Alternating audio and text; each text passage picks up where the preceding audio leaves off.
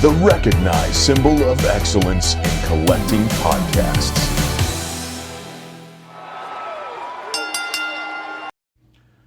All right, what's up, guys? Welcome back to the Mighty Champions Action Figure Radio. My name is Christian McGann, and today, John, once again, he's going to do reshoots at the latest Ernest movie, Ernest Reborn. He's having a blast on that film set. He is doing a great job at portraying the newest version of Jim Varney, I believe is his name, Vern's Revenge. For the deep cut Ernest fans out there. So that being said, I am a solo. Well, I'm not solo. In fact, I'm here joined today by my good friend and bandmate, similar to one of the last episodes, with Michael Fischer. Michael, how are you doing, my friend? I'm doing good, man. I was trying to figure out a way to mix the toys and Jim Varney together, and all I could think of is Slinky Dog, so it does work. It does work. It always comes back to Ernest. Dude, did they ever make Ernest toys? We looked at that a long time ago. I think they had like these really tall, like 12-inch kind of like doll. Yeah, like I know they had like the Pee Wee Herman version of one, yeah. I don't know what they're called. I think it's Playmates or whatever. But yeah, I think they had one Ernest. They could have had a great one where like him in a jack-o'-lantern, you click a button and his head pops out. It's a beautiful idea. We'll pitch that to Kenner Toys right Ernest Scared Stupid, dude. I love it. So, all right, man. But yeah, wanted to have Mikey on. Mikey has sent us really good questions, really good topics before. I've referenced you in like 15 episodes before. But like I said, Mikey is the drummer of my band, Virtue. It's a hardcore band here in Austin. Mikey is also a writer, a director, an actor, and YouTuber, essentially, right? He also is in N Salmon, which is a music-oriented YouTube channel, which is like music review and rating and that type of stuff. We do it all. You do it all now. Yeah. Hilarious. It's a hilarious YouTube channel. I just try and stay busy as much as I can, so that's what I do. Is just make a bunch of things to fill all the voids in my life. I mean, you and I are very similar in that, right? Where it's like, hey, I got this idea, let me do this thing. But you have this gift where a lot of things where you touch usually turn to gold. I hope so. Maybe more like silver. I'm not. I haven't made it yet, but I'm trying. I'm always like moving forward somehow. Hey, but you know what, man? I think one thing that I have seen take place is that you trust yourself. I do that. You know, you trust yourself, you trust your ideas, and you just go and do them, right? Like there's no like, there is hesitation. There's always going to be hesitation. There's always going to be risks involved, but I think for the most part, you're always just like, hey, here's this thing, and I'm going to go forth and do the thing. I do my best at it. Yeah, so recently you went to South by. You had sent us a photo of you with Travis Bacon, the son of Kira Sedgwick, and Kevin Bacon, good Lord, for a movie that you were in and that I extra'd. I probably didn't even pop in it. It was so fast because it was at a metal show. The extras, like the heavy extra day, was at a metal show, and so like you could barely see anybody because it was just moving. Did you recognize anybody? Rafe is front and center. They pulled him. They grabbed him and they put him like front and center. Yeah, Rafe. In a couple Rafe scenes. his face is right there, and I think I saw Keelan in the background. Keelan, side tangent. We referenced Keelan in the last episode with Chase, where we talked about how if this is an anime podcast. Please, my brothers and sisters in Christ. And Keelan in Christ. And Keelan, go next door, because that's not it. And then Keelan texted me, he's like, man, I got a bone to pick with you. That's how Keelan sounds. That's how Keelan sounds. Keelan is how do we describe him? An anomaly. He's an anomaly, but he also is like, take an early 2000s raunchy teen comedy, like an American Pie, and he's sort of like the quirky, goofy friend that at the end of the movie when they've like taken back control over the school against like the bad principal, he's like driving the principal's car or something like that. Yeah, and then in the sequels when they've all grown up, for some reason he's the principal now. That's good. That's good. So yeah, man, that's funny because in that extra day, where they were like, yeah, we need people to be in this scene. I was like, all right, I'll decide to go over there and do it. It was kind of like a weird. Not your vibe. Not my vibe. And it's like, it's weird because we literally just spent the last like 30 minutes talking about like a screenplay that I'm working on. But I'm like, okay, that's probably where I feel like I would want to be at, like on the back end of it rather than in the front. And I told you this like that day where it was like, going into it, I'm like, I don't really have dreams or aspirations of being an actor. And when I finished that day, I was like, I don't have any dreams or aspirations of being an actor. And not necessarily because of like whatever, like the day was long, right? It's like the classic, like, hey, this is 12 hours of doing the exact same scene 250 times. Like, it's exactly what it was. And like, yeah, that was like physically demanding for sure. And it was funny to see like the dissolving crowd of people that were there. Yeah. That just decided to leave because they were like, I can't do this anymore, or I'm leaving. This isn't what I thought it was going to be. And it's like, well, there you go. Like, but that's how it goes every single time. If you have heavy extras, it's people that are like, I don't know what film is really like. Yeah. I'm going to go find out. I don't like film. And that's what happens every time. Yeah. And I specifically remember a conversation with like two girls that were standing next to me in like whatever scene we were doing.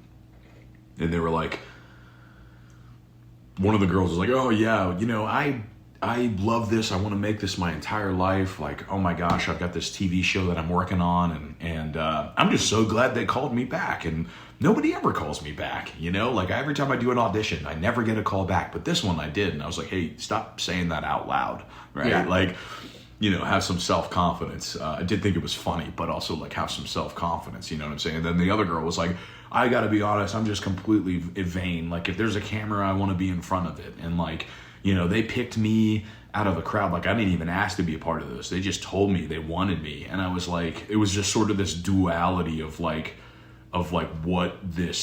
that industry can sort of like generate. And I was kind of just standing in between the two. And they were like, yeah, whatever, she was like, whatever I got to do to be a part of this. I'll do YouTube, TikTok, whatever. Like I'm doing anything I can to just continue to be like the center of attention. Her words, like literally. Mm-hmm. And I kind of just stood there and I was like, whoa, this is like really gnarly. And then not even 5 minutes later did they both say like, God, did they tell us like when this was going to be over? And it was 7:30 p.m. at the time. We had been there since 10 a.m., right? Not that long, actually. Yeah. I mean, it seems long, but like it's pretty common. Yeah. And she was like, man, like my feet are killing me. She's like, if it's not done by 7:30, I'm leaving. And the girl was like, I know, me too. And I was like, hold on just a second. I finally like stepped in. I was like, both of you just went on this long diatribe about how you both are willing to do whatever it takes to do this for a living, and then like all of a sudden you're willing to back out, like, and they were like, well, my feet hurt. I didn't know it was going to be this long about like whatever. And I pointed at Kevin Bacon. He was standing right there. I'm like, first of all, of course he's getting paid triple, quadruple time the amount of that, whatever, like even more than that. And he's just sitting there, and I'm like, he was probably here before you. He's going to be here after you. He's over there, like, he's got his head down. He looks exhausted, but they're going to do the scene again. I'm like, that right there should be your guiding light. Like, if you want to do it, you got to be here. You should have the same smile on your face than when you arrived. Yeah, I mean, you're never going to make it if you give up that quick. I mean, that's just what it is. I mean, that quick. I know it seems like a long time, and it is long, but like, when you're surrounded by the one thing that you love, mm-hmm. It shouldn't feel long. You know what I mean? You should want to like be so grateful that you were there. Yeah, you know what I'm saying? Exactly. I have a whole respect for it because I was like really paying attention. Well, I mean, you don't love it and you stuck around. Because I was like, well, this is a job. This is what you got to do, and I'm gonna do it. I'm not gonna just like go away or not be a part of this thing because of like whatever, expectations I thought I had or whatever. And like, it was really interesting because I saw so many of, again, like the people that I would try to talk to or get in conversations with. It was like the same thing over and over again where they all had this sort of like self-defense mechanism mm-hmm. of like, I don't know, needing to prove themselves or whatever. And I'm like, man, like that's a rough environment to be in where you're always feeling like maybe you have to like ramp up what you're doing or whatever. I don't know. It was definitely eye opening, and I think that's why like maybe I didn't relate to it as much, is because I was like, yeah, man, like it's not that I don't really have, like I personally was trying to like get away from, like anytime they were trying to put me in a shot, I'm like I'm not an actor, and it's really hard for me to be like could be. Maybe, like, but I think if like, I feel like if you got the dream for it, like by any means go for it. And I, like, again, I feel I fall way more into the writing component, but long story short, you watched that movie, you were there, you got to see it. You got to see it at South by. That's really cool, man. It was cool. They were doing the red carpet run, right? And, I excluded myself from that because I didn't want to be a part of it. And I was standing behind. There's like this. There's the press, and it's like a big square, and of just people with the press, and they have all their little things in front of them, TMZ, Getty Image, and stuff like that in front of each one of the cameras. Right, there's somebody or doing interviews. They're all standing right there, and I was standing there like sitting like with my arms on the railing. And Kevin Bacon, I hadn't talked to him the whole day, he was busy.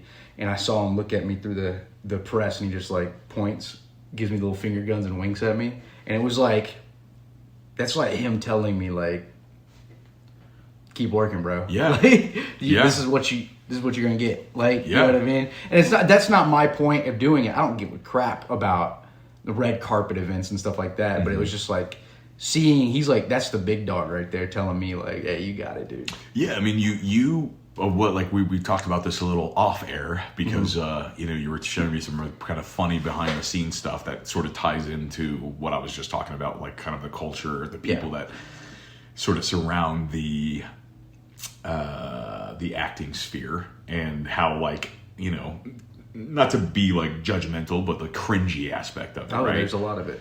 But I think like that was really encouraging, because it's like you're there to work. You're going to be super respectful. Like the type of guy you are, it's like you're going to take your shirt off to give it to anybody who needs it, because that's just how you are, right? Again, Mikey and I are in a band together, so if we go to a hotel, there's 2 beds.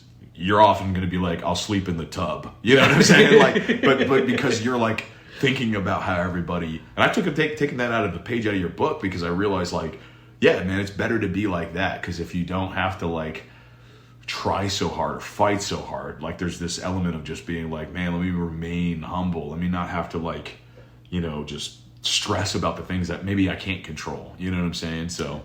Yeah, I definitely do. I think it might be just empathy or something. I don't know. I don't want anyone else sleeping in the tub. So I'll sleep, and if they had to sleep in the tub, I'll take the toilet. Like, I'll do what I can to make. That's a good quote. Yeah. If they want to, like, if they want to sleep in the tub, I'll take the toilet. Michael Fischer. I love that. But yeah, dude, I think that's awesome. And it's funny, like seeing it that day. There was like this extra there that. It was like a, they told us like, don't bring your phone out. Like, don't take photos. Like, don't be that. Please. They were like, we recognize that like, this is going to be new for a lot of y'all. Like, please don't do that. Yeah. And it was like a genuine, like, please don't. And like, but they didn't like make us not have our phones on us or anything like that. And there was like a dude in there who was like sneaking selfies with Kevin Bacon. And I'm like, bro, like, you get the one opportunity to come in here and, do your thing. And it's like, you can't just play it cool. And then on a different level, it's like, getting to talk with Kevin and I was actually directed, by Kevin, on set. And then we went and did ADR, and I was Skyping with Kevin Bacon and stuff like that. And it's like, just a guy. He's just a guy. Just a guy, It's dude. work. Yeah. It's work. And that's what it was for him. He was just my boss that day. Yeah. You know what I mean? He was really cool and just a guy. Yeah. I mean, it's like I think thinking of it that way is so much, maybe like, obviously there's a lot of pressure, but it's like, yeah, he's going to work that day. You're going to work that day. You're both having to. I think that I think people like that really respect people. I could be wrong. He might look at me and be like, why didn't he bow down to me? I don't think he would do that. But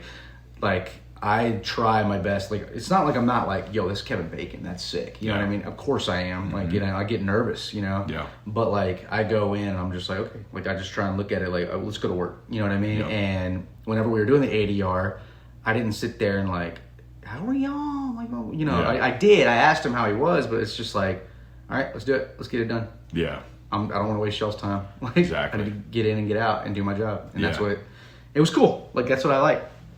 That's good. And to me, like, that's always, it might always, I don't know. I think it goes further, right? I hope so. Well, you know, I told you have some self-confidence, believe in yourself. You do, but also just recognize that you have good things in front of you, and, like, because of your attitude. My agent did text me and was like, hey, dude, you're doing, because I was kind of discouraged, you know, like, you know, sometimes that just happens. And he was just like, dude, you're doing stuff that a lot of people want to do, so just keep doing it. You know what I mean? Yeah, and it's like, again, before we were saying, it's like, dude, you got a lot of, like, irons in the fire, and you know, it's like, always be working on something, and, you know, like, you're gonna, whatever it is, it's likely gonna stick. And you and I have a very similar path, and the fact that we've been playing music for a long time, and it's like, dude, we've played, I was telling one of my clients earlier today, who was kind of asking about, like, shows in Austin or whatever. And I was like, man, you know, like,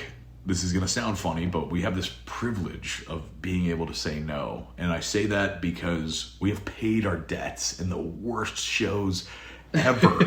I'm like, man, because he talked about a show that he went to, and he's like, yeah, there's, you know, this band was really dressed up, and they were playing, giving their heart and soul to it, and there was nobody in the crowd. And I'm like, you know, been there, done that, dude. I've been there and done that. I've paid those debts, and those guys love playing music. Yeah.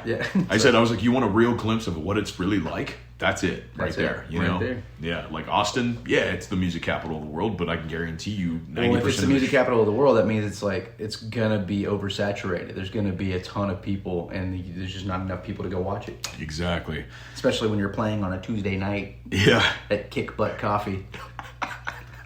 That was the exact venue that he named. Of course it was. Of course it was Kick Butt Coffee. Yeah. He was all, did you guys ever play there? And I was like, how do I say no in the most professional way possible?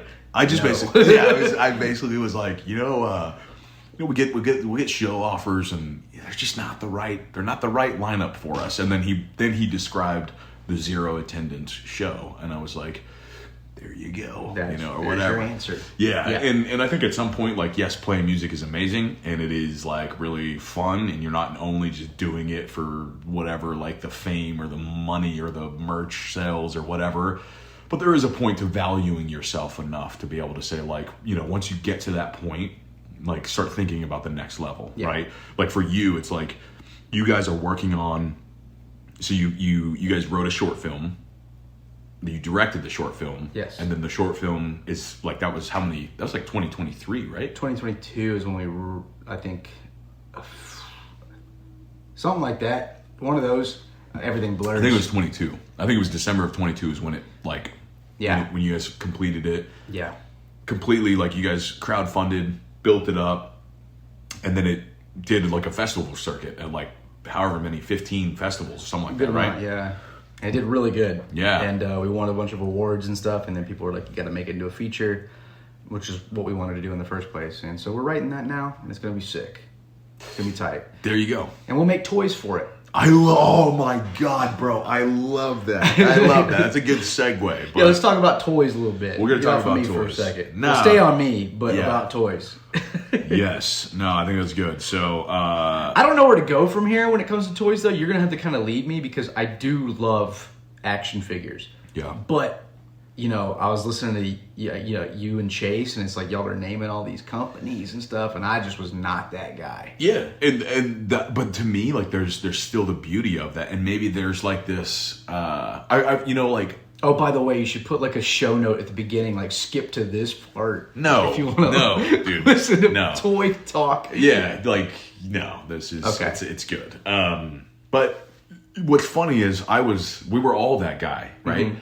We were all that guy first and foremost, because, like, when you're younger, you don't really pay attention to, like, the brand. Like, I'm not thinking, like, oh, Bandai's doing Power Rangers. Like, I gotta keep in touch with that. The only way that I knew Marvel ToyBiz was because it was painted all over the boxes, and the boxes are just the most beautiful things on the planet. So cool. And then I also looked at the bottom of the box, and it was like ToyBiz. It was like marvel.com/ToyBiz or something like that. I went to that dial-up internet. I would go there every day of my life. Load. Exactly. It'd take forever to load. Just so I could see all the toys that were coming out or whatever, or just daydream about the ones that I am hunting today, right? So cool. I remember I used to get on the internet and I would click on a picture of Juggernaut from Marvel vs. Capcom 2 because he was so big. Yeah. And I would wait 5 minutes for the picture just to load just so I could look at it. I love that though, man. It's just like the devotion. Yeah. Yeah, it's amazing. So you see the head pop up. Yeah, exactly. Like, oh yeah, here it comes. Here it comes. Yeah, but get to the foot. Yeah, that's good, man.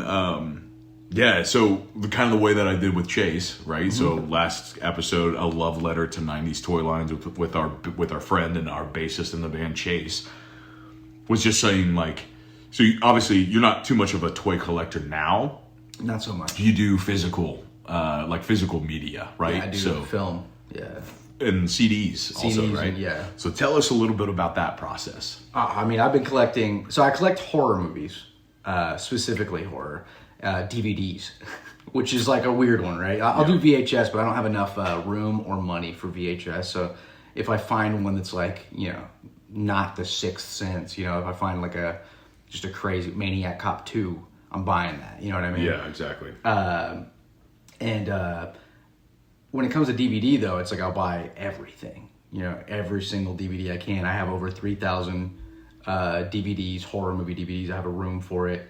And when it comes to CDs, I do metal, hardcore, anything that's like in the realm of like yelling music. Yeah. I do that. And it's really just a sentiment to when I was like, that was when I grew up, CDs, not cassettes. Yeah. I didn't grow up with cassettes. Right. My dad had some, but I didn't know how to make them work. Yeah. I didn't even put them in because I was like, I'm going to break this thing. Yeah. Tapes I did have, but when I started renting movies, it was DVDs.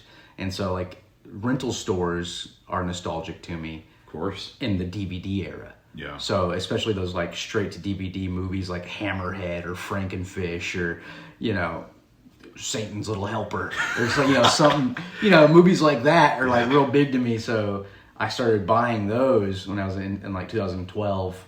And just accumulated a lot of movies since then. Yeah, it's the exact same process, which is essentially this thing that was like pivotal for you, the most meaningful for you. So it's going back and reliving every single one of them. Action figures, like, it's crazy that I didn't stick with them. And I think it was because, like, I fell in love with, like, horror and stuff, and I'm not, like, a big horror movie toy guy. Yeah. Like, I'll get, so I kind of, like, accumulate them. Like, someone will give them to me for, like, Christmas or something. I love them every single time, but I do leave them in the box, but only because, like, I feel like if I was collecting toys, I would do like you and open them and play with them, but I don't collect them, so I don't open them. You know what I mean? Exactly. I leave them closed just in case one day I got to sell them or something for fun or just extra cash, but I don't really collect, but if I did, I would have so many toys. You would have a lot. Dude. And that's the thing is it's like sometimes just opening the door for that stuff. Because it's like, John's very similar in the fact that he does a lot of like physical media stuff. Like watching movies for him like on a weeknight basis. Like that is his way. He's not really too much of like a... he says like he thinks like TV is like ruined, like streaming services like ruined because it's just everything is 8 episodes and you gotta like be able to devote that time to it. It was like that joke that someone said, it's like, hey dude, you want to sit down and watch an 8-hour movie? And it's like, dude, no. Okay, well, do you want to watch a TV show that's split up into 40 minutes but it's 8 hours altogether? Yeah, absolutely. Yeah. I want to watch that. Exactly. So I'll sit down all day and watch that. Exactly. But, so he's still like, oh, I'm just gonna get the DVD of that, or I'll find the whatever. I mean, I still do streaming services because it is easier, and Tubi Tubi just got all the freaking Cartoon Network shows, so I've been slamming Ed, and Eddie. Sick. Love it. So good. Yeah. And Powerpuff Girls, Dexter, Courage. I watched them from a distance. They're so good, I was PBS and Kids WB. Dude, yeah, me too. Did you have cable? I think we talked about it earlier. I had 5 channels. I would watch Arthur and Arthur. Yeah, I mean, same. Yeah, I would always see that Gargoyles would come on, but I'd never watch it. Well, never got to watch it. So I think in the very second episode of this podcast, where we talk about our first like on deck collection, which is mine was Power Rangers, and I was talking about how my introduction to Power Rangers was only through obviously just like seeing the merchandise, but watching the movie. Like I never watched the actual Power Rangers TV show ever, but I would always see trailers for it being like, oh, like Saturday morning, and they would maybe say the time, but I remember the story. Yeah, and I'd be like, well, when does it come on? And then I asked my dad one day, and he's like, oh, it's really early in the morning. And I'm like, okay, well then if I get up at 5 a.m. or whatever, like, is it this secret channel that nobody knows about where Power Rangers comes on? But it's like we just didn't have cable or whatever because it was Fox Kids, I think is where they were coming on. Dude, yeah. So did Mighty Ducks come on that too? Probably. So when I was a kid, I remember seeing this. I would be watching like, Arthur or maybe Recess or something like that, right? I did watch Recess. And there would be this I guess it wasn't really a commercial, but it would have all the TV shows, right? Yeah. And it would have like little cutouts of the characters from the TV shows, and they would be on like popsicle sticks, and they would be bouncing up and down. Yeah. And it's like Mighty Ducks, Doug. And I didn't ever see Doug. Like I never watched Doug. See, that's funny because Doug was... So Kids WB. And I could be getting things all mixed up, but yeah, I mean, again, we never really paid attention to like stuff like that, Yeah. right? You just knew the TV would go on whatever, but I'm pretty sure Doug was the same thing as Hey Arnold and stuff like that, right? Well, I think because Doug I remember watching, but that was like Saturday at like 11 a.m. or something like that on a different channel because there was like Kids WB and then there was like the ABC, which was like the Disney. And then there was another, like a third one that had... Disney, yeah, because that's what... Which made them like a Gargoyles parallel. was on that. It was on Disney. Yeah. So maybe that... I don't know. Maybe, yeah. Because I remember watching episodes of Gargoyles. Yeah, also. it was on like different things. Gargoyles is weird. Gargoyles is sick. I used to have a Goliath toy. There you go. Missing his tail. Dude, every toy that I had that had a tail, it was gone. I used to have one of the Warriors of Virtue, the kangaroo, and it was missing his tail. And it kind of made it look more sick without the tail. It does, yeah, the tail, because it's like kangaroo vibes or whatever, Yeah, they right? are kangaroos. Yeah. They're kung fu kangaroos, and it's sick. I had a buddy that I work with, and he was like, I watched Warriors of Virtue because you told me to. He's like, it sucks. And I was like, that movie rules. That's hilarious. Yeah, it's like you're trying to tell somebody to watch it unironically, and then Yeah, you can't watch that movie and not put yourself in the mindset of like a child watching. in the 90s or He's whatever. like, why were there kangaroos? It's like, I don't know. Yeah. Like, It's like people like that. It's like this just isn't meant for you, man. Yeah. Fast and the Furious is down the street. Like that's my vibe. That's so funny. Yeah, I mean, for sure. But yeah, dude, like when it came to toys, man, I was just like a nomad. Like I just had like. I love that. You saw the picture. I've talked about it 30 times. So I pulled it up. Please, Yeah, please. I have it. I want to go, if you're cool with this, I want to go One by down the one, line. I'll go left to right. Please. All right. So so for those wondering, this is a picture of Mikey when he was a kid, and it's one of my favorite things ever because it's like the perfect description of what playing with toys is like. Yes. So this is you out in the... So this is me sitting in a front yard on my dad's his martial arts mat. Look. And I have a nice little crate box behind me where I brought all my toys. Like everywhere I went, I would bring my toys, which I loved, But my parents, I don't know if they just didn't buy me a bunch. I had like cool toys, and then I have like the weirdest. Yeah. Okay, so first off, we have a dinosaur made out of like full rubber with no articulation. Yeah, It's just a hard rubber. plastic. Yeah. The tail, if it poked you, it would hurt. You know what I mean? Yeah. In front of him is like a wooden soldier. I don't know. Let me see. No, that's one of the Monstars from... No. In front of him. Oh, in front. It's like a little... It's like a little miniature like Christmas ornament or something like that. Something like that, yeah. And then next to him is the orange Monstar. Oh. And then I have a, they were called Toddle Tots. They're in Toy Story. They get in a little fire truck. Okay. They look like little eggs.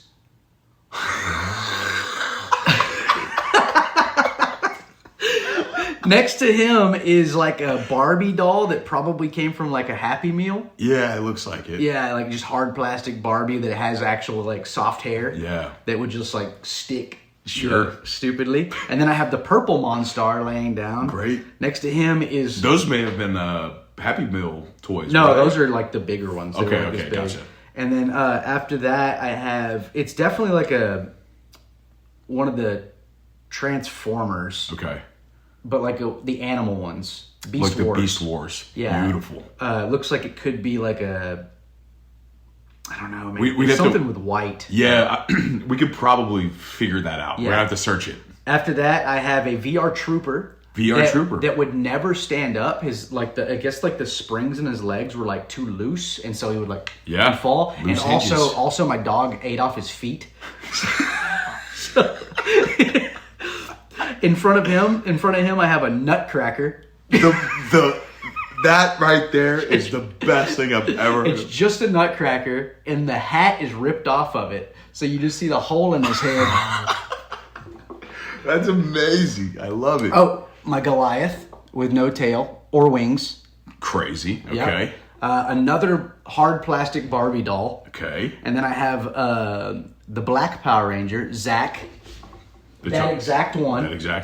What were those? They were like tall. They were I think they're 8 inches, but yeah, like the 8-inch ones from the movie. Yeah, hard plastic, but they were like hollow plastic. Yep. They were really cool. After that, sorry, this is a long segment. No, it's almost done. I love every bit of it. I have one of those little. How do you explain this? They're like Laffy Taffy toys. Where they you move their arms and they stay and they're like flat, and it's a Santa Claus. Okay. You know what I'm talking about? The bendy ones. Yeah, they're bendy. If you move his leg, it'll stay. Yes, yeah. Yeah, they look like Laffy Taffy. Yeah. And then I have a Fisher-Price pirate that came with the... Dude, yes. The pirate ship. Yeah, it came with the pirate ship. I also had the castle, but I don't know if I have any of those. Yes. Oh, my God. After that, I have a Robin, it looks like. I think that's a Robin. Wow. Yeah. Dude, that is a Robin from, I would say, probably the Batman animated series. I don't have one on deck, actually. Okay, I thought I had it, so... and then I have the Yellow Ranger Bandai, because I looked it up. Yes. Turbo Ranger. Ooh. Turbo Sword. Ranger. So sick. Yeah, and it would turn into this race car tractor thing. I looked it up. Yeah, turbo. It's this. Beautiful. Yeah, and it has a backwards hat on. I remember that. Maybe it doesn't. Maybe I just remember that weird. I love that, if that is a memory. Oh, yeah. Dude, that is so sick. Yeah, they were really cool. And yeah, this little thing right here came down, and it was like a scooper for dirt. Man, so sick. And then I have a broken toy that doesn't have the bottom half; looks like a robot. Yeah. And then I don't know. So that looks like another Power Ranger. Maybe? Yeah, it might be like the black Power Ranger with the gold. I think it's a black. It looks like it could be a black Zeo Ranger. I don't know. I can't tell. And those are my toys for that day. Dude, I love that photo. So, okay, the funny thing is do you know what year that was? Dude, I mean, because I could think about it because it's post 1996. So you're 33, right? 33. I mean, it had to have been. So Space Jam 97 maybe. I know that's when. I think this thing right here says it came out in I think this one says it came out in 97. I think Power Rangers Turbo was either 97 or 98. Okay. So it had to have been 99 maybe. Do you know how old you are? No. I mean, you had to be old enough to have consciousness, but stupid enough to play with all. Yeah, that's probably kindergarten or first grade. Yeah. So whatever time frame that would have been. Yeah. But that's amazing. I would have loved to have known what you were imagining. Oh, dude. So my whole thing when I played with toys, it was weird.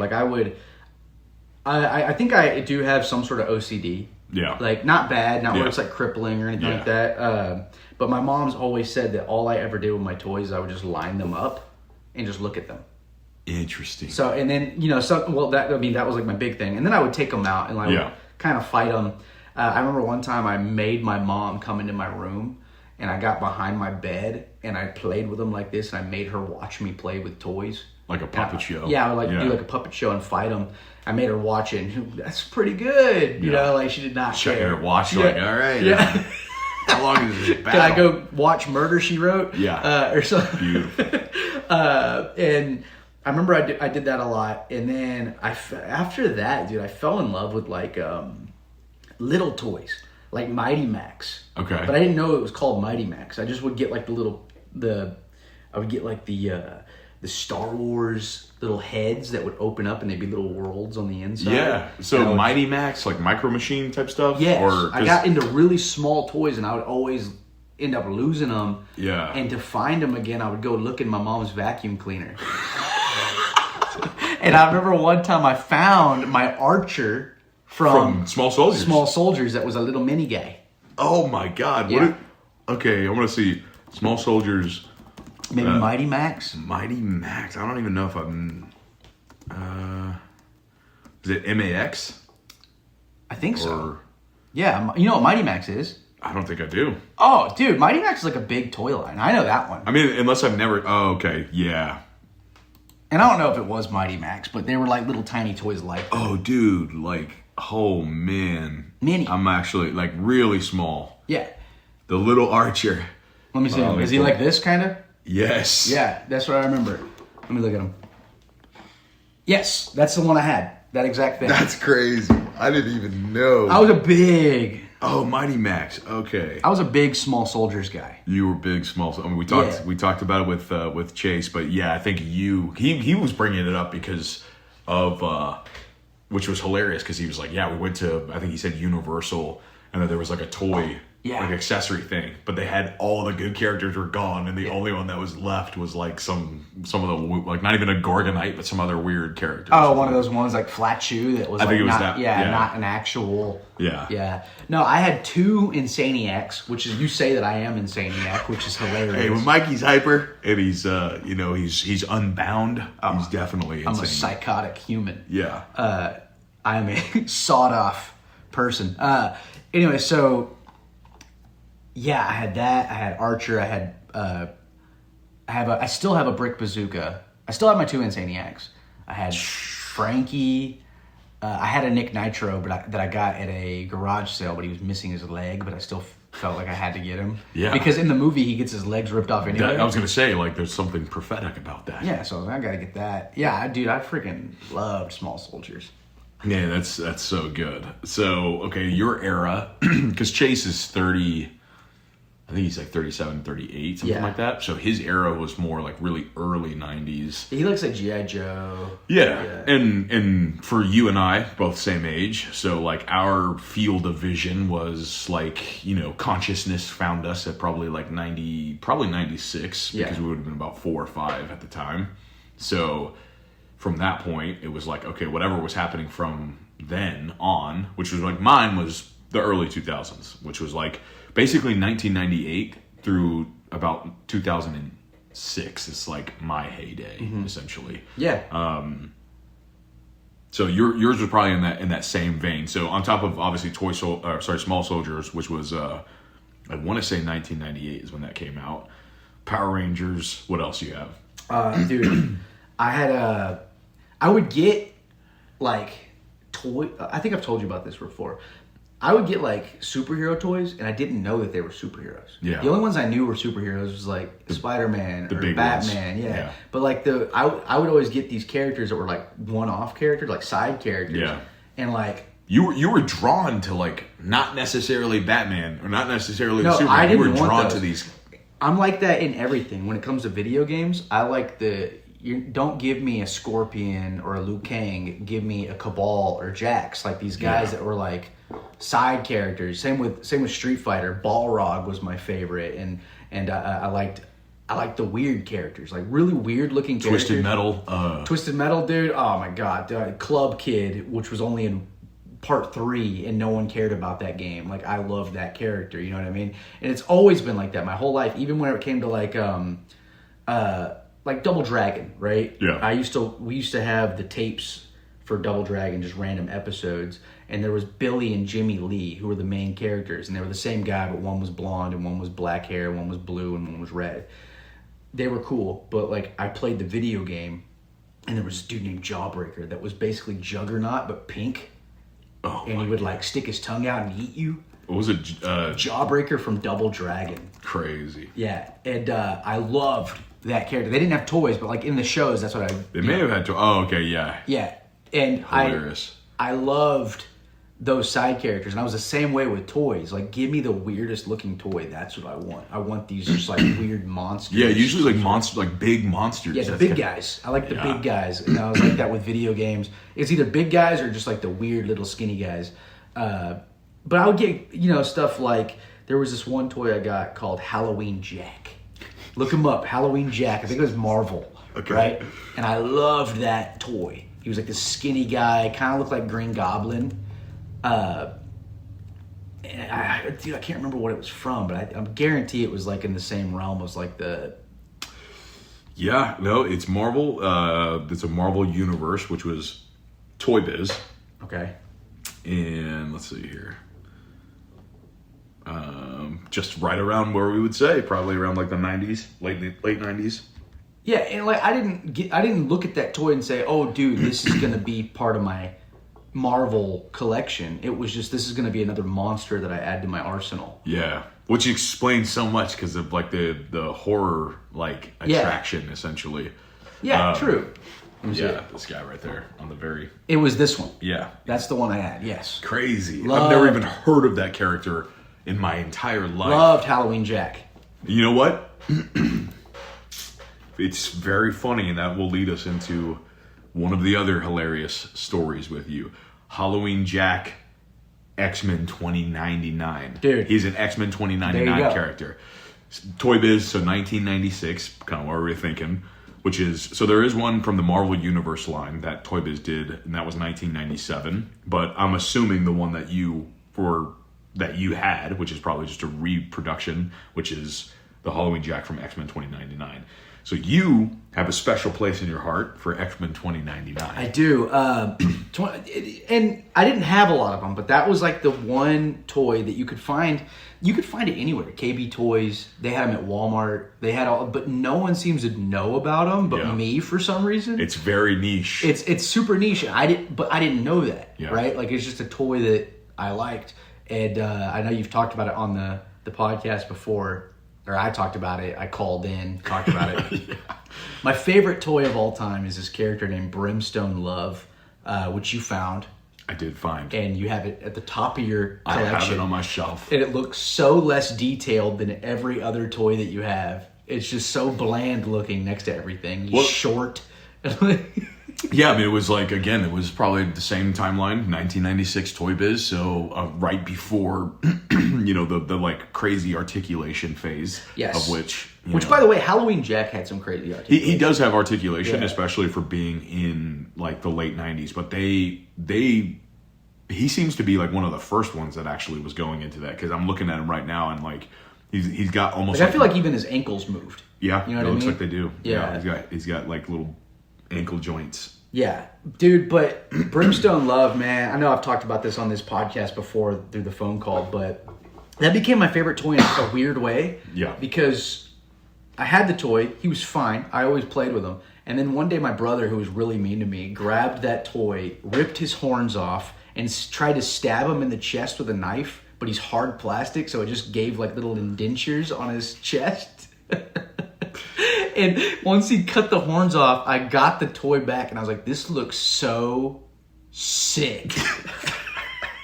And it became my favorite toy after that. I love that so much. He won every battle. That is just so funny. The coolest guy. He's just freaking jacked. He's got this metallic blue body. Yeah. I don't know. I just thought he was cool. It's so, like, that to me is so, I think I may have said this whenever you did do the voice thing, but it is so, like, there's nothing more toyetic than that. Toyetic in the sense that it's like there's no rhyme or reason. Yeah. Right? Like, I look at that and I'm like, I would have never probably bought that in my life because it wasn't, Iron Man, Captain America, Batman, whatever. Like, I was always going for those. But I've been in places where we've looked at toys and you were like, dude, this is so sick. And it's like, yeah, it is one of these one-off X-Men hyper... Dude. Like... I think you were there maybe when I found Metalhead. Yeah. Who was also a 29. He's even bigger than him. Yeah. And that was the one that I always wanted because I was always looking at the back of him. And I'd be like, this guy's so sick. And he's just like this jacked freaking like... That was in at that one place, right? In Collector's Crossroads. Here oh, really? Yeah. Whoa. I didn't know Do you that. see him? I've never seen him there, but yeah, I've seen him. I'm looking at him right now. He actually looks pretty sick. Dude, he's huge. Yeah. Metalhead. I love it, dude. That's the coolest freaking... I mean, he's not the coolest toy because there's still Brimstone Love. Yeah. But no, he looks sick. And like, you know, I had a bunch of weird toys. Like I said, they kind of just would like pop up. I remember one time my mom, I think for Christmas, bought me a Voldo from Soul Calibur. Okay. But it was just a statue. Okay. And so he didn't move. But I still played with him. Like he moved around. Yes. He was an action figure to me. Yeah, that is like the unsung hero of the like statue figs. Yeah. Because McDonald's toys, like I was telling John recently, so this Power Ranger, obviously people who are listening can't see what I'm talking about, but this Power Ranger right behind the Beetleborgs, the Lightspeed, I think is what they're called. I'd never watched Power Rangers. I'd never watched an episode of Power Rangers Lightspeed or Light Force or whatever they're called. Yeah. The reason why that figure like is so like hit me like a ton of bricks when I saw it was just because of going to McDonald's one day and then those being the toys that they had in the Happy Meal.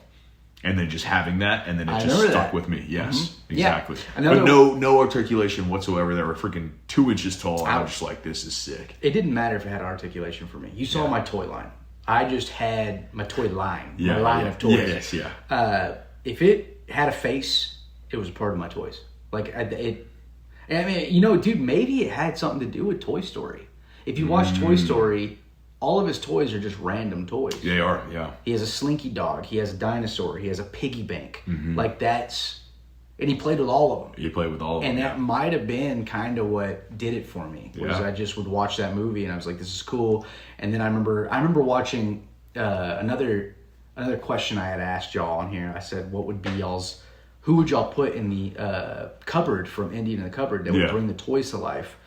And I remember watching that movie and seeing him digging through his box of toys. And I would try and catch what toys he was pulling out. And I remember seeing one. I didn't know what it was, but I knew it was a big guy. And I was like, that's cool. Found out it was from like He-Man, Guardian, or what is it called? He-Man and the Masters of the Masters of the Universe, yeah. Guardians of the Galaxy is what I was about to say. Same concept. Masters of the Universe, it was this big guy, and he wore like a helmet.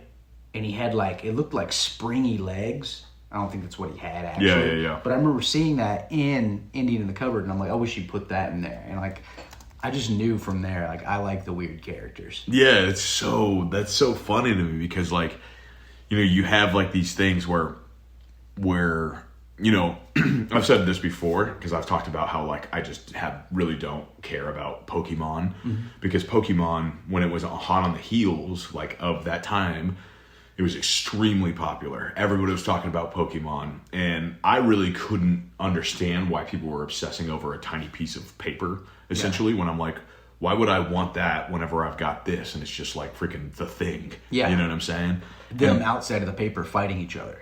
Yeah, it's like, I never understood it, but I did have like a slight weird, not necessarily, I don't want to call it FOMO, but like, maybe fear of not fitting in, kind of. And then, like, I also wasn't allowed to watch Pokemon. So I had, like, this double whammy of being like, well, I don't feel like I'm fitting in with it.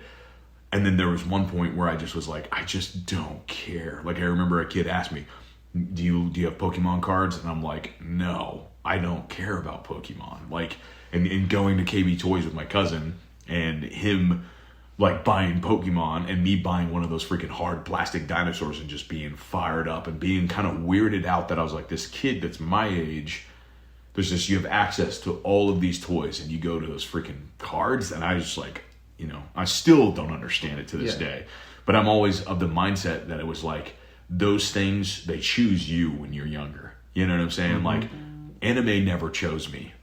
Pokemon never chose me. Yu-Gi-Oh! Never chose me. Like, those things never chose me. Batman chose me. Yu-Gi-Oh! Chose me. And that's fair. But not in the way like, some people. I didn't play the game. Yeah. I collected them. Right.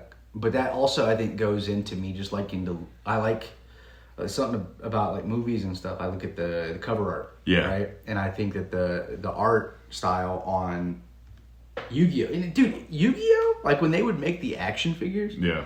Sick action figures. You know what I mean? Giant monsters. Yeah, monsters. Exactly. And I freaking loved that stuff. But yeah, I mean, I would never got into like the Pokemon thing. Another weird, dude, my favorite Pokemon's Machamp, the big buff one. He looks cool. Yeah. From like a little duck bill, and he's just jacked. Yeah. Yeah, I love him. Yeah, that's hilarious. 4 arms. Exactly. So cool. Yeah, stuff like that, I love. But yeah. I don't know, dude. My freaking taste was weird. It's not though, because it's just like I joke around all the time about like the like what goes on in the brain of a 9-year-old is just like chaos incarnate. Yeah. You know what I'm saying? It's like whatever speaks to you the most in that moment. Like for me, again, like it was like superheroes, and my playing style was like, oh, I have to come up with this really intricate storyline. The fighting that I make the characters fight each other has to be very stylized and choreographed. And then, seeing like, but that was me, right? That's crazy talk.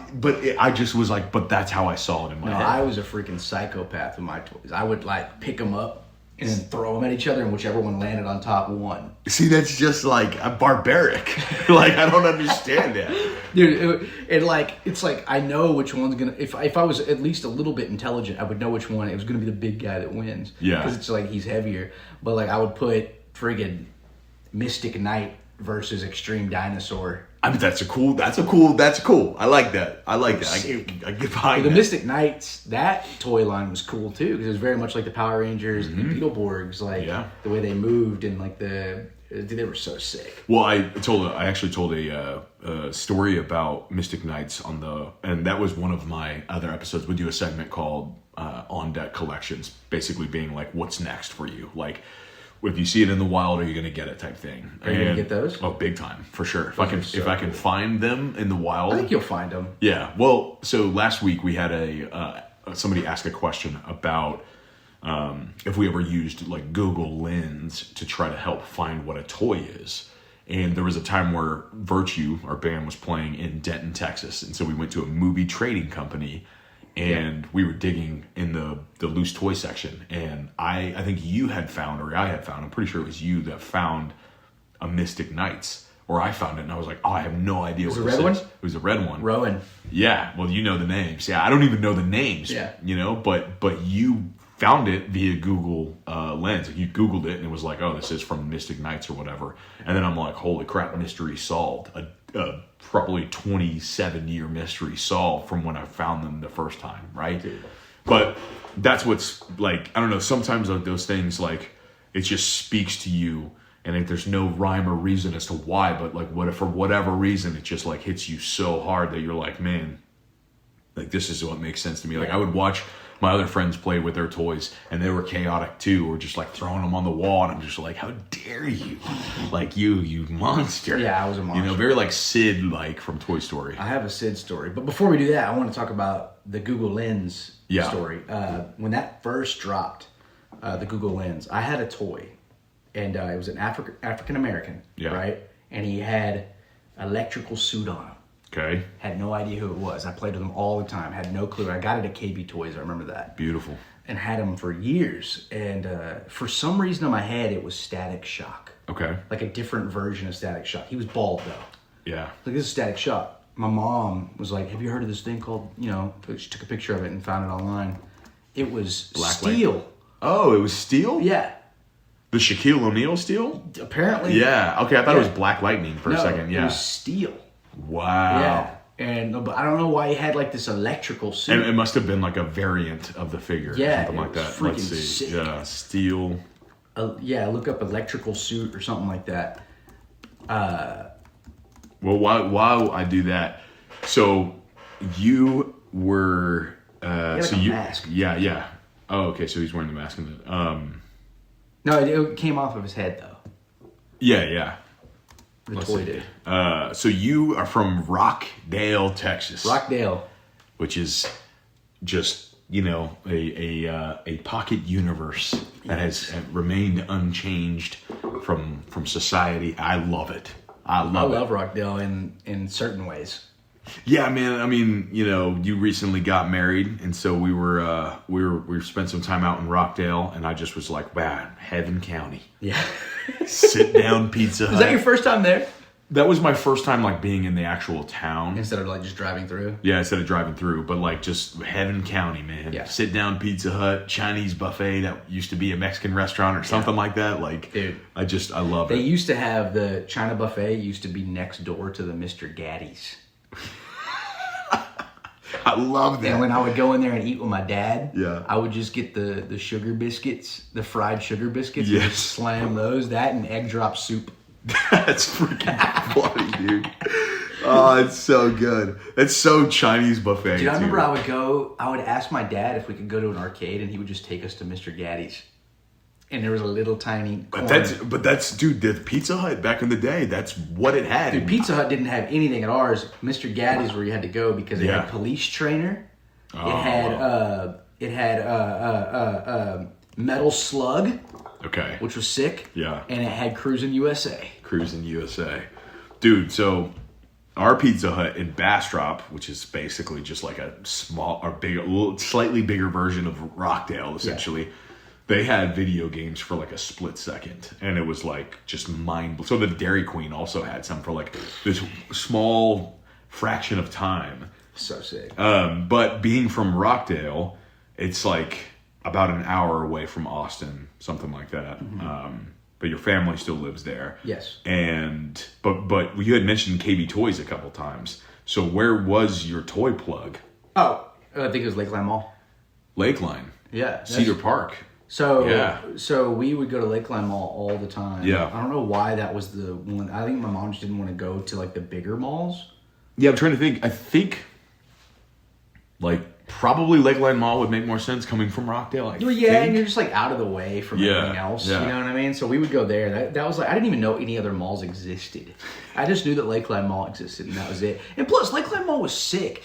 Like, the food court back in the day had, like, the hot air balloons and stuff in it. Do you remember that? I do remember that, yeah. Like on the ceiling. Yeah, and it was just so much cooler than the other malls. Yeah. Did you find the steel? No. So there's like I can't tell if it was maybe from the... I wonder if it was steel. It might be from the Shaquille O'Neal movie. But it is steel, because let me see. Let's see.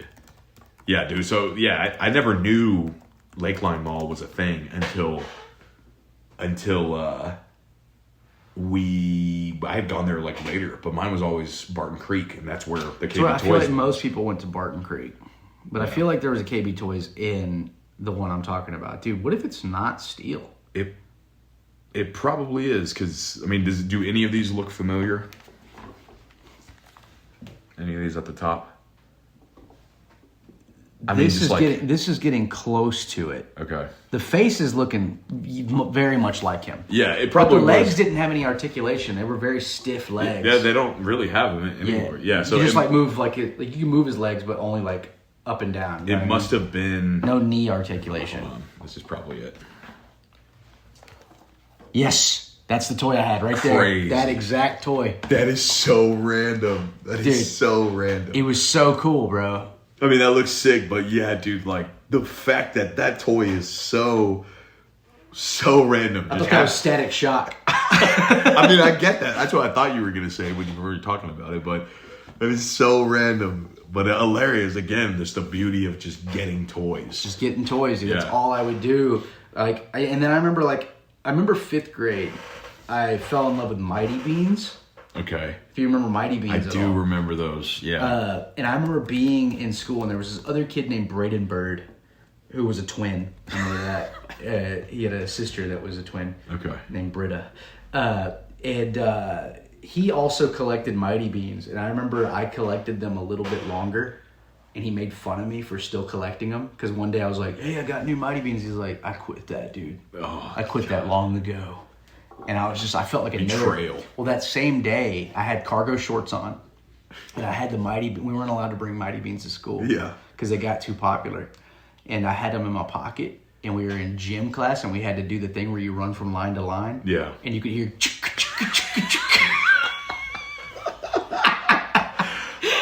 And we had to touch the line, and That's in my amazing. pants pocket, in my shorts pocket, I remember the PE coach was like, "What's in your pocket?" And I said, "Change."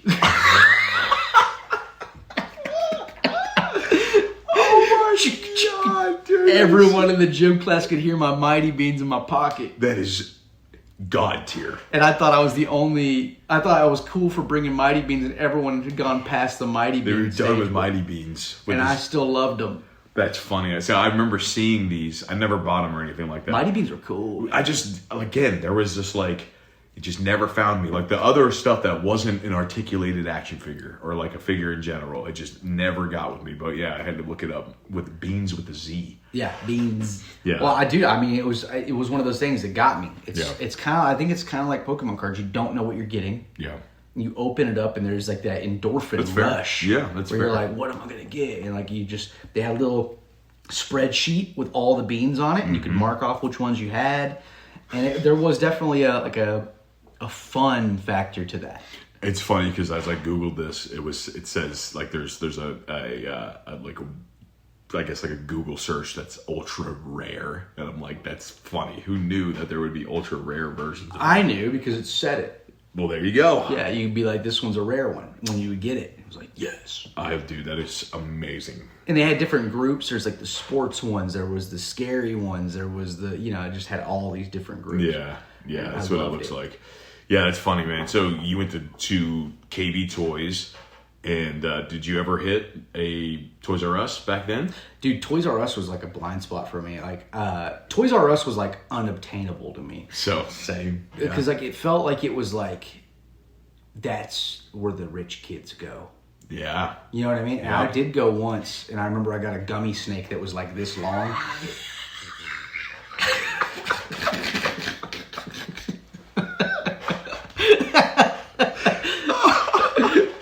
And I think that was like the only time I ever went. I don't even know if I got anything. Maybe some Mighty Beanz or something. Yeah, something like, that's hilarious. I think I did get some I think I got the Mighty Bean track. Okay. That you could put on. Yeah. I think I got that from there. That's crazy. And a snake. And a giant gummy to eat, right? It's like I ate like the bite of it. And then I was like, this is, even then I was like, this is disgusting. Oh, God, I didn't know something you chewed on for a couple weeks, but. You're supposed to eat it, right? But it's so long. It's longer than me. Yeah. You know what I mean?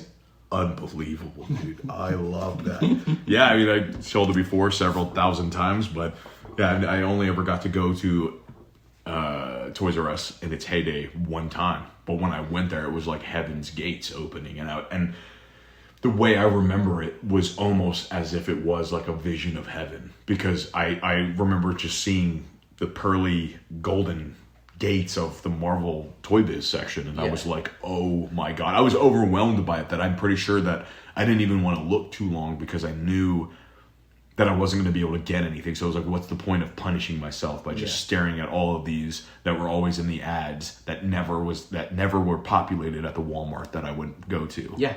No, I remember, I think, dude, excluding outside of, being a toy guy, because when I got older, I stopped really getting into toys.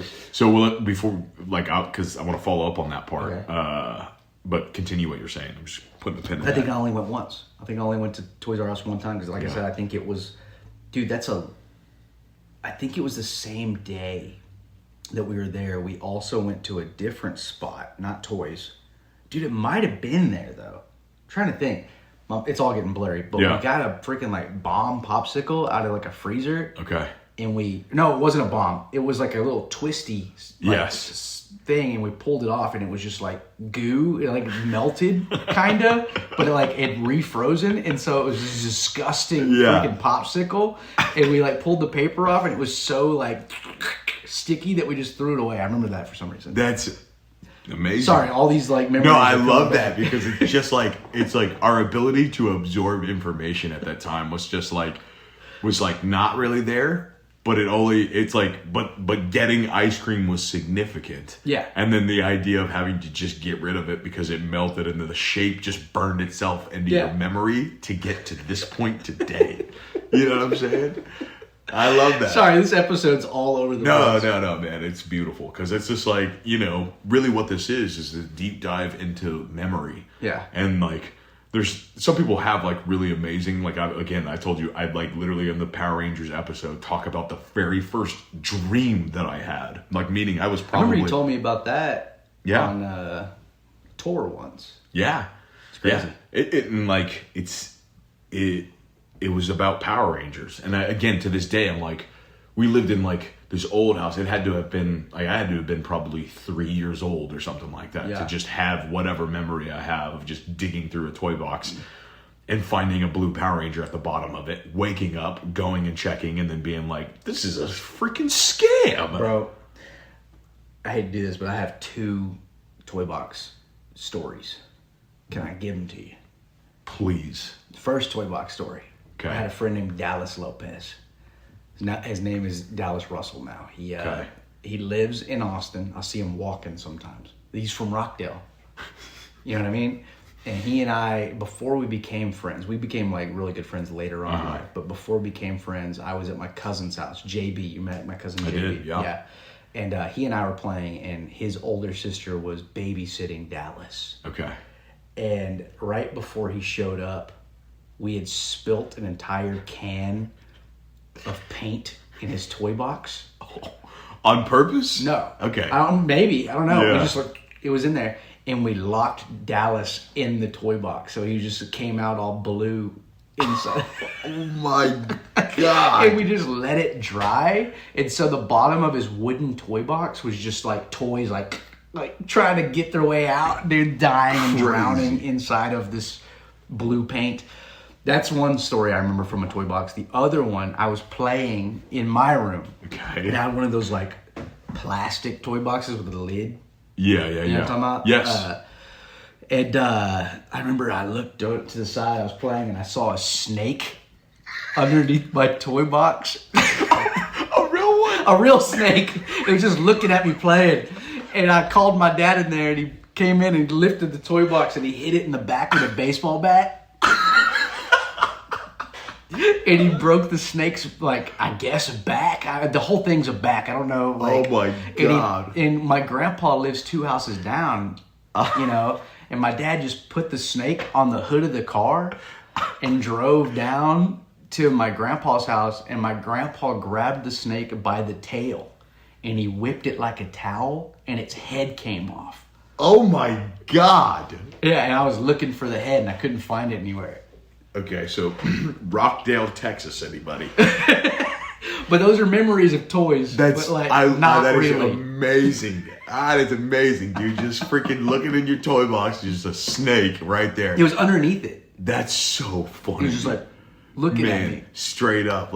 Rockdale, very, very much in the country. Yes. So I lived in the woods. Yeah. Yeah. That is so good, dude. That is so funny. Real stuff happening. Yeah. No, I mean, it's hilarious. Like, going back in the past, and then you're just trying to, again, it's like you're trying to recover these pieces of paper and try to put together, well, how did this make sense? Like, what toy was this? And that's like the most, I love that about this podcast and what it has obviously opened up in you talked about the beginning about how I didn't, you and Chase were talking about all the names of the toys and I didn't know any of that. It's well, we didn't either, but we had to, especially with this podcast, it's let me go back and learn the history of it. And part of me is there's a sadness about that because it's you're learning that these things were actually just made and they weren't just sent down by heaven themselves to be this most perfect thing that you had in your life. And I told a story about how, because our buddy Tyler, he was telling me about his heyday and I've seen the toys that he had. He had everything that I would have ever wanted in my entire life. Oh, did Tyler have good stuff? He had the best. He had the best. And he had the best. Yeah, and it's and I learned something about myself just being there with him, listening to the story, which is holy crap, I loved these toys so much, but because they were sacred, because I never, I grew up very poor, and I never got to have toys. It was every once in a while I would get that one thing that I'd be able to get, and it was that right there because it meant everything in that moment, And so Yeah, so looking back and learning about like the history. You're coming home and you're meeting the family of the other. Dude, I mean, it's like side quests where it's like this chapter that's been open and incomplete for the last 20 years or whatever, 25 years. It's like it's over. Like you can go to sleep now. You can rest because this like you have it now, and that's kind of what it is. So it's like you're learning about like how.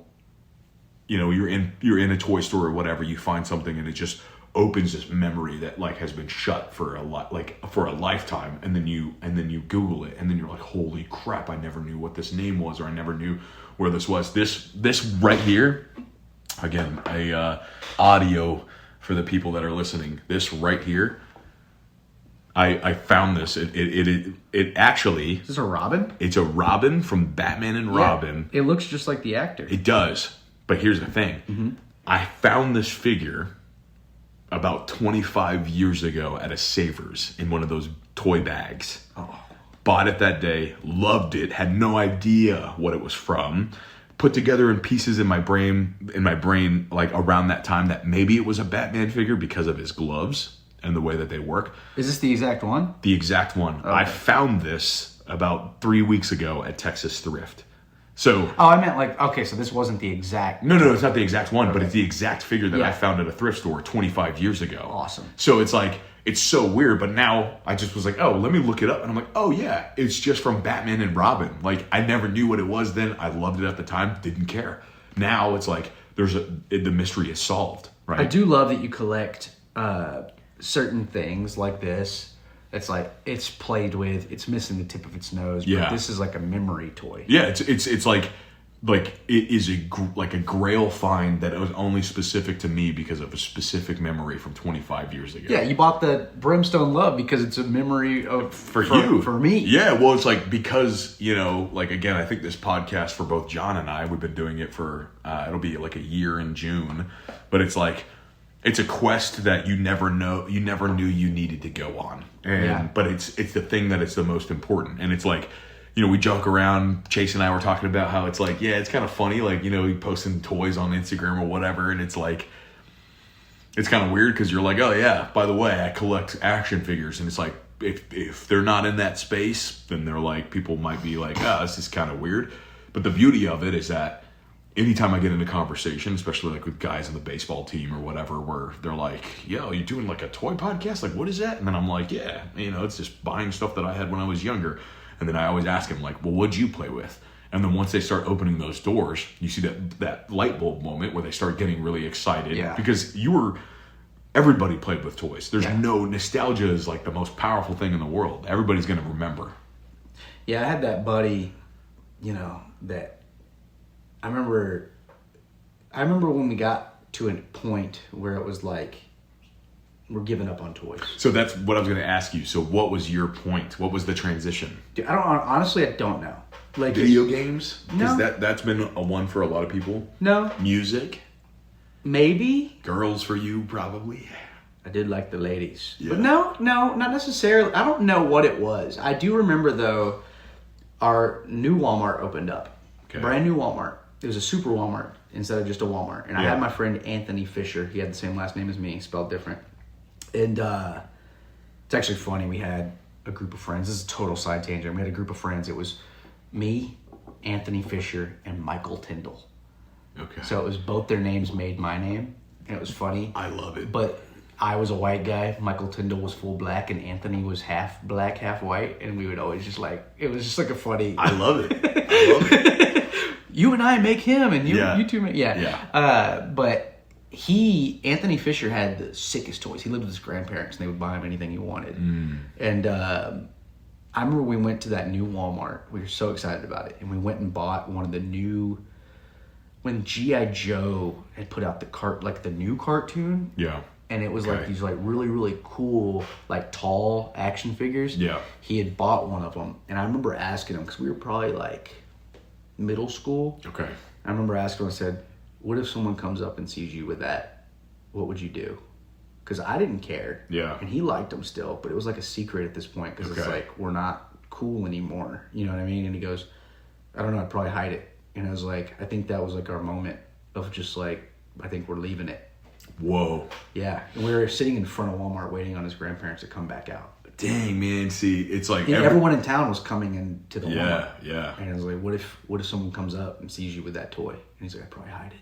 Man, see, everybody has a version of that. You know, I shared a story of going out and playing out in the woods with one of my friends. We're like, all right, we're going to go play like it's World War II. Here we go. Sick. And there was a point where it was just like 5 minutes into it. And we were just like, yeah, I can't do it. I couldn't. It was almost like trying to light a match you couldn't start it. It sucks, dude. Because you just get older. And then it was like, well, you know, you're like, oh, yeah, I kind of like this girl or whatever. And then it was like, that's it, man. Everything else just goes from that point. I wish that didn't happen. Yeah. Because it's like, and I mean, I'm an adult, obviously, now, and I live in a neighborhood, and there's like these kids that live in my neighborhood, and they're always playing with guns, playing war and stuff. It's just like, this is the coolest thing. That's it. And like one day it's going to be gone. Yeah. Or, you know, like, or the returns. Because, like, some people can Or they'll go into war. Yeah, exactly. Or they're training, which is what I thought I was doing back then, where it was like, you know, again, the 9-year-old's responsibility was to protect his family. So whatever scenario happened, like, you know, a car was pulling into the driveway, I'm already just, like, getting in a fighting stance. Love it. Because we had no choice. You know what I'm saying? We had no choice. Those kids shoot at me all the time when I'm driving by. That's hilarious. Get him! Yeah. Chasing my car down the road. Dude, you should just get some cat guns or something like that. I should. Yeah. All right, man. Well, that is a beautiful story. I'm going to come up with a good title for this because it's just like a really good way to capture just like, it just doesn't matter, man. Yeah. Like what you love is what you love. And like the one thing that matters the most is just how much it means to you, right? That's the beauty of what those toys exist as. And it's crazy to think that people are like, hey, I have this idea for a guy named Brimstone Love and the toy's there. The thing is like, I bought him for $2. Yeah. You know what I'm saying? If you wanted to buy him in box, it's probably going to be $15, right? To me, that's priceless. It's priceless, though. It's priceless. That's what's so good about all of it is that it's just priceless. So cool. Mikey, thank you for coming on the podcast. Thanks for having me, bud. I had a great time. It is a pleasure. I think a lot of people will, you know, what we've learned. Dude, hold on. Go for it. Wait, I was going to tell you about the thing, and you told me to stop. Please, go for it. It's just one quick story. Sorry. I remember it was Christmas. Okay. And I opened up a box, and I was like, this is going to be so sick. I opened it up, and it was a pots and pans box. And I was like, what is this? And my mom goes, there's other things inside of it. Open it. I remember I opened it, and it was 4 toys. Don't remember 2 of them, but I remember. But I do remember 2 of them. I remember it was 4 though. Yeah. I remember seeing the top of it, and they were like that. And she just found a box that was big enough for me to fit in. Yeah. One of them was Gene Simmons from Kiss. Don't know why. Didn't listen to Kiss. But that action figure was sick, and it was another thing. I thought it was like a cool monster. Yeah, exactly. Whatever. It was awesome. It kind of looked like a Spawn toy. Yeah, I was gonna say it's McFarlane. Okay, there you which go. was like, who did the Spawn toys? She bought me one of those. Crazy. Okay. Maybe she found them for cheap. I don't know. Yeah. And the other one was a Thing toy. Okay. And he was dressed in like a jersey. Okay. And it was so sick. He had he looked like he was in street clothes. Okay. But you could take them off. You could take the clothes off. Okay. I remember that. Yeah. And I haven't been able to find it, but I remember that specifically because I thought that the Thing always wore street clothes at that point. Yeah. Let's see, because there's a variant of that one where at the Marvel ToyBiz Marvel Legends thing where he's wearing a trench coat. So I remember that, but this one he definitely had like street clothes. Yeah, so it must have been like pre Marvel Legends ToyBiz. Maybe so. Let's see. I also used to have a Toad toy from the movie, and he had vomit with him. Yes. I had that. I had a really, really cool articulable, is that the word? Ghost Rider that had the motorcycle with it. Yeah, which is ToyBiz Marvel Legends. Yeah. It wasn't that one, right? Dude. It may have been this, actually. Yeah. Because I remember the shades. So maybe it wasn't like a jersey. It was a freaking trench coat. It was a trench coat. It was that. Yep. Because he had the shades. I remember the shades, dude. Yep. Holy crap. I love it. Yeah. That is beautiful. Gene Simmons and the Thing. It doesn't get any better than that. I wouldn't want it to be any other. I wouldn't want it to be Superman, Batman. I just want it to be that. Yeah, that's real. Right After that, the Thing became my favorite superhero until Juggernaut came into play. Juggernaut, Iceman, and Nightcrawler came into play. I love it, man. Yeah. I love it. All right. Well, sorry, I had to go. No, that's beautiful. I'm grateful for that. I'm grateful for that. So, everybody, thank you so much for listening today. Obviously, if you like the show, you can go and give us a 5-star, leave a good review if you care enough to do it. And yeah, Mikey, thanks for coming on, man. Thanks for having me, dude. You bet. All right, we'll see you guys in the next one.